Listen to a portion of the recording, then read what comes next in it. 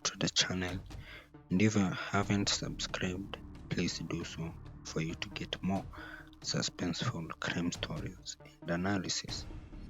So, Christopher Dorner, once a police officer, now a name synonymous with a deadly rampage. His story is one of a kind, about betrayal, revenge, and violence, leaving Los Angeles gripped in fear. This is the story of Dorner's accusations, his manifesto, and the horrific spree that ended in bloodshed. Christopher Jordan Dorner was born on June 4, 1979, and grew up in Southern California. When he was a teenager, he decided to become a police officer and joined the youth program offered by the police department in La Palma. Dorner started as a respected naval officer and an LAPD recruit, but everything changed when he accused his training officer of using excessive force.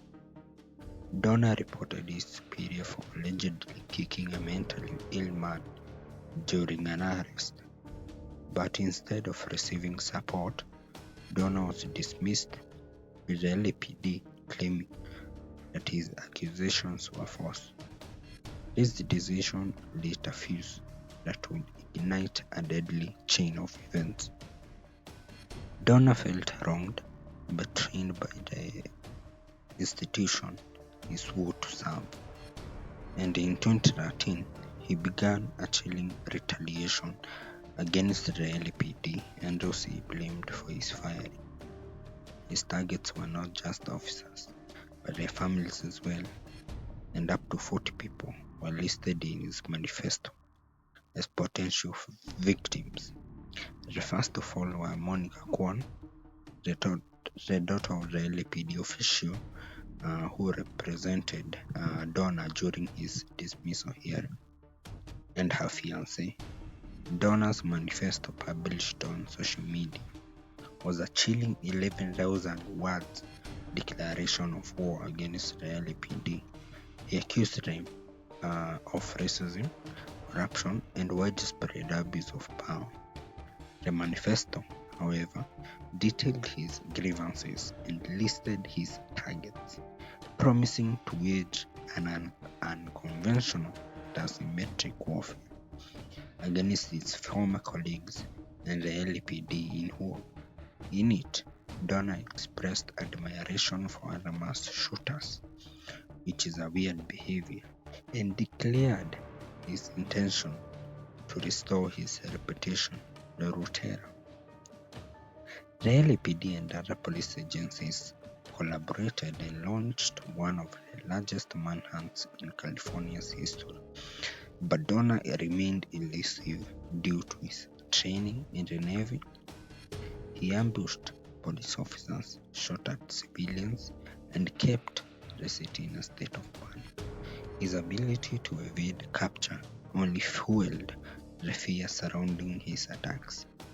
Meanwhile, the LAPD's own tactics came under scrutiny, particularly when officers mistakenly opened fire on civilians during the search for Dorner. After days on the run, Dorner was finally tracked to a cabin in the San Bernardino Mountains. Surrounded by law enforcement officers, Dorner engaged in a firefight that would leave one sheriff deputy dead. As police surrounded the cabin, they deployed tear gas, hoping to force him out, but the cabin soon would later caught fire, and Dorner's body was later found inside, having died from what appeared to be a self-inflicted gunshot wound. Christopher Dorner's rampage left a trail of death and terror, but it also raised important questions about the LAPD's culture. His manifesto, however, shined a light in the inner workings of a police department already under public scrutiny. Though Dorner's violent actions can never be justified, his story has forced people to confront deep issues that continue to occur within law enforcement and the lengths someone can go when they feel wronged by the system. Christopher Dorner's story is one of anger, revenge, and loss. His manifesto was his final cry for justice, but the method he chose only added to the salt to the wound, and the violence he sought to condemn was bad. In the end, both he and his victims were casualties of a broken system. So, that's all for today. Thank you for watching, and remember, violence just leaves nothing but devastation in its wake.